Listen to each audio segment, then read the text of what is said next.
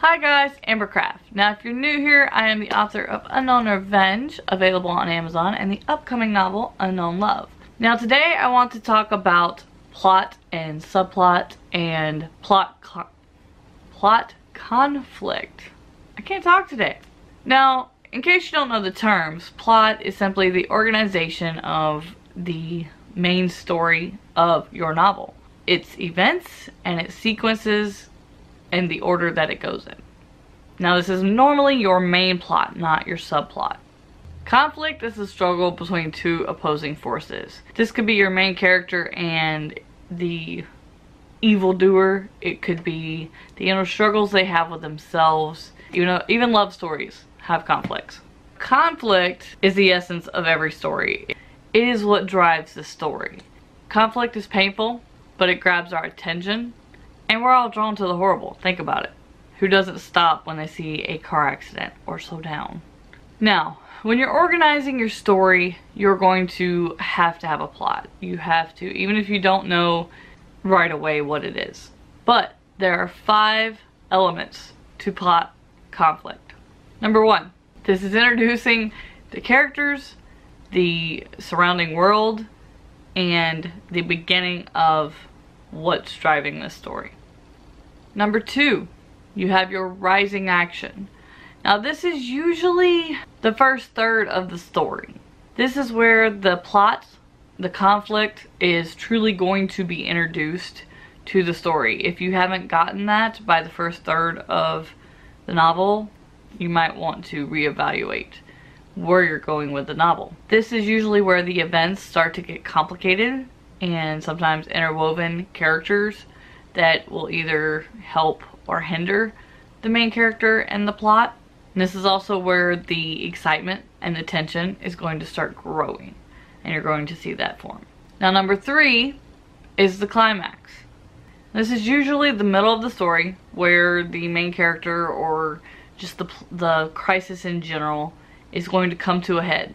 This is where the danger of losing someone or yourself or just the overall tone of the novel, everything has to change. It could be the character deciding to change themselves. It could be the villain finally showing his hand.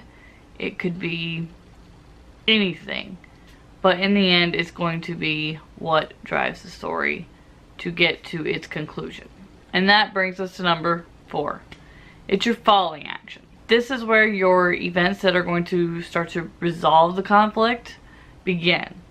Now it doesn't have to begin and finish in this falling action, that is for later, but it's going to show the results of the actions and decisions that were made during the climax. Now that comes to number 5, and that is your resolution.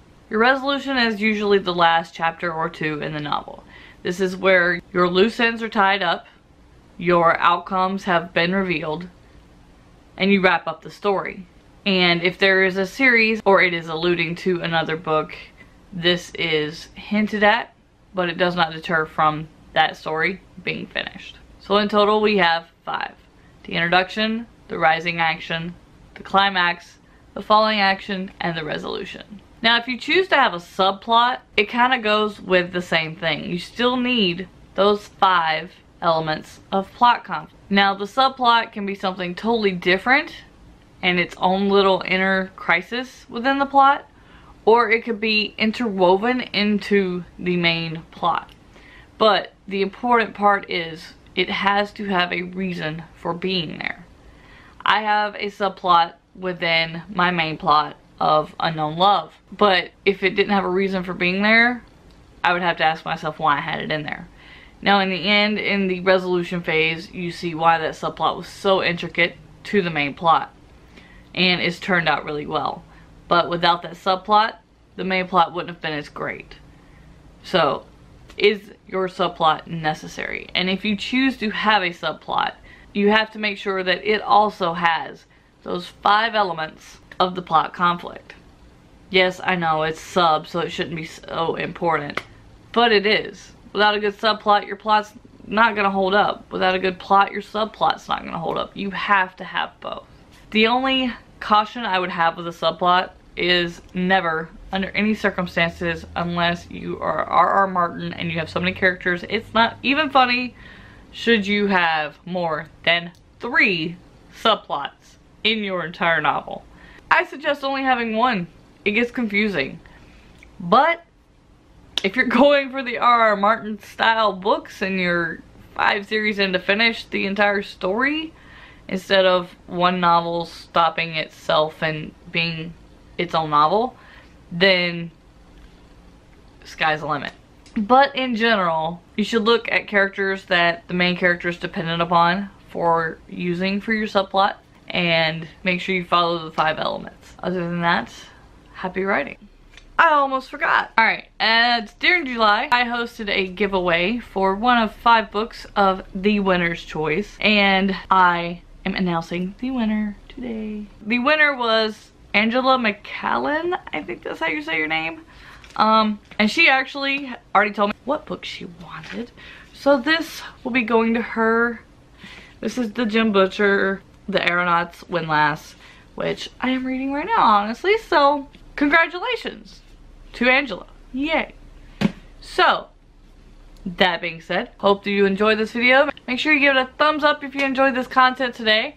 And if you enjoy these videos, make sure you subscribe down below. I post videos every week. Make sure you check down all my social media links down below. I am most active on Twitter and Instagram for any updates. And check out my website to know where I am. I entered Pitch Wars, so we'll see how that goes. Hope you guys have a great day. Bye. Conflict is